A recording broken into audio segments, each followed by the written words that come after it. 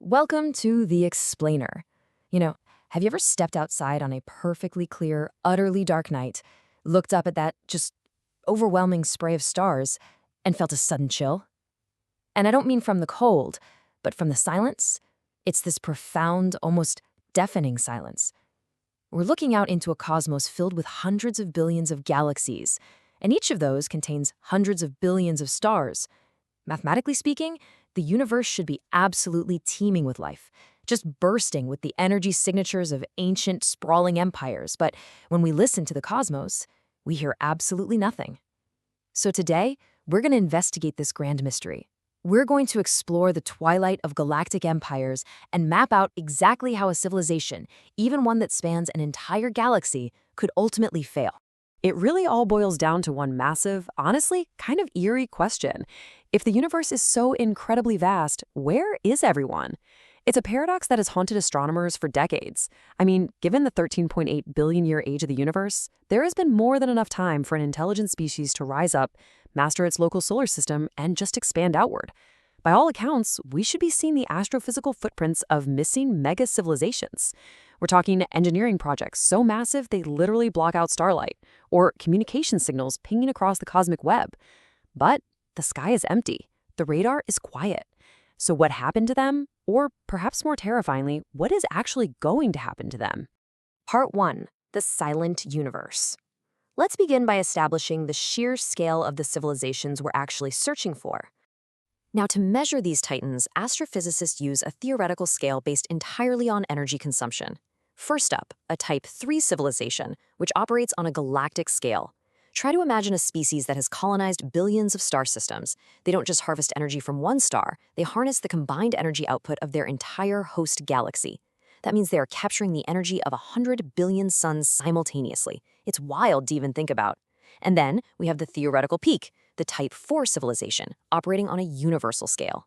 This is a civilization so incomprehensibly advanced, it can manipulate the energy of the entire universe, basically bending the very fabric of space-time to its will. And these scales aren't just crazy science fiction. They're the logical endpoint of technological progression.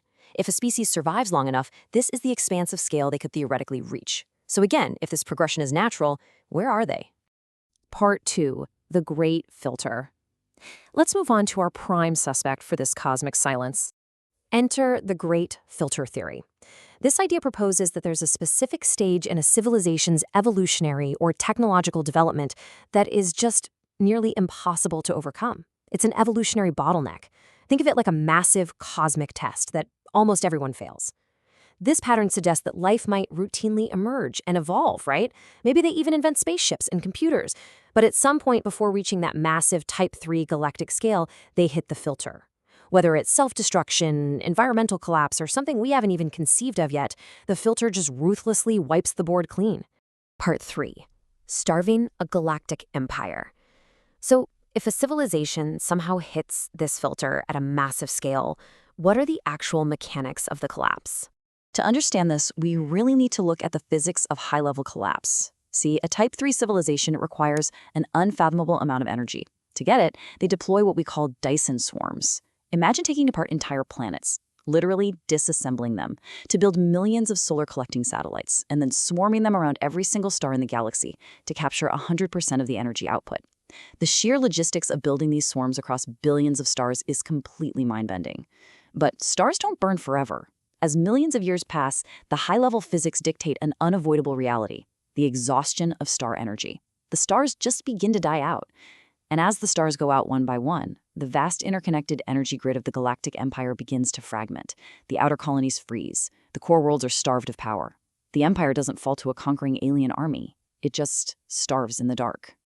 What's really fascinating here is how this perfectly juxtaposes the infinite ambition of these empires against the harsh, unbreakable laws of physics. On one side, you have the desire to expand forever, to live forever, to turn every atom of the galaxy into a thinking, thriving civilization. But on the other side, you have the cold reality of physics. And physics doesn't care about ambition. A star only has a finite amount of hydrogen to fuse. A Dyson swarm can only capture what is actually there. When we realize that the universe itself has built-in limits, the picture becomes clear. A civilization can engineer its way out of a lot of problems, for sure, but it absolutely cannot engineer its way out of the fundamental laws of thermodynamics. Part 4, Entropy Always Wins. We are now ready to reveal the ultimate final boss that no civilization can ever defeat. So let's take a crucial step-by-step look at entropy, because this is the inescapable fate of everything.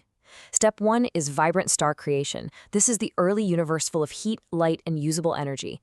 This is exactly where civilizations are born and where they thrive. Step 2 is the era of energy harvesting, where those massive Dyson swarms are deployed by advanced empires desperately trying to capture every dropping joule of energy as the universe ages. But Step 3? Well, Step 3 is the tragic finale, the natural progression toward total disorder. This is entropy. In any closed system, and the universe is a closed system, disorder always increases. Usable heat slowly, inevitably dissipates into useless background cold. The stars burn out, becoming black dwarfs or black holes. Eventually, even the black holes themselves will evaporate. The universe is slowly, steadily winding down into a state of universal cold and total disorder. There's no technology that can reverse this. Entropy always wins. Part 5, Our Place in the Cosmos. We've talked about galactic empires and the end of time, but where does that leave humanity right now? It brings us to this brilliant distillation from our source material, the ultimate struggle against entropy. That right there is the defining characteristic of life itself. Entropy isn't just some abstract concept in a physics textbook.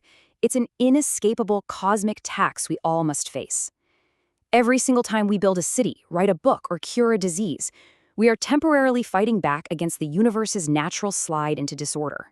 We are using energy to create structure in a cosmos that desperately wants to be chaotic. The silence of the universe might just be a testament to how incredibly difficult the struggle really is. Perhaps the reason we don't see those massive Type 3 civilizations is that the energy cost of maintaining order on a galactic scale is just too high, and the cosmic tax of entropy bankrupts them long before they can truly span the stars.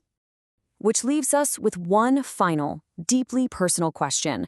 Knowing how galactic empires fall, knowing the brutal realities of the Great Filter, the strict limits of physical energy, and the inevitable triumph of entropy, what does this all mean for humanity's own future?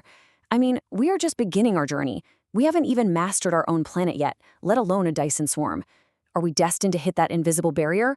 Or will we find a way to carefully, sustainably navigate the harsh laws of physics, fighting a beautiful, prolonged rebellion against the dying of the light? It's a profound mystery that we are living out right now, every single day. Thank you so much for joining me on this explainer. Keep looking up, keep asking questions, and I'll see you next time.